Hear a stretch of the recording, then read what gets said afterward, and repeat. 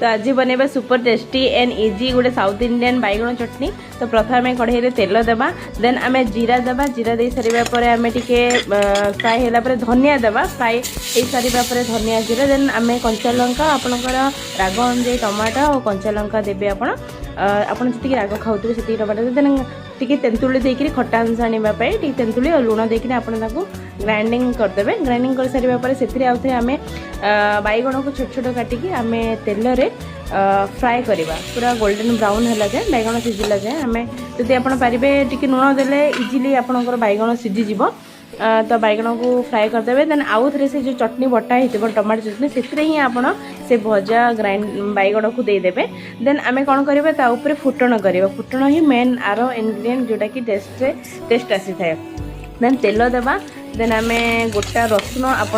रसुण flavour भल लगे आपको तो टी छेचिकी ना गोटा भी आप